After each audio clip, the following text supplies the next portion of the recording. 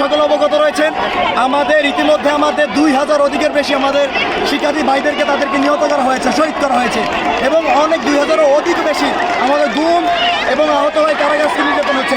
আমরা সরকারের কাছে দাবি করেছিলাম আমাদের 9 দফাকে বাস্তবায়ন করার জন্য, কিন্তু সরকার এখন পর্যন্ত আমাদের 9 দফাকে বাস্তবায়ন করে নাই। সেজন্য আমরা বৈষম্য বিরোধী ছাত্র আন্দোলন বরিশাল আমরা রাজপথে অবরোধ দিয়েছি। যদি 24 ঘন্টার ভিতরে সরকার আমাদের দাবি দাওয়াগুলো আজকের মতো না মেনে না হয়, তাহলে আগামীকাল থেকে আমরা কঠোরতর কর্মসূচি থেকে গণ অভ্যুত্থানে আমরা রূপান্তরিত করব।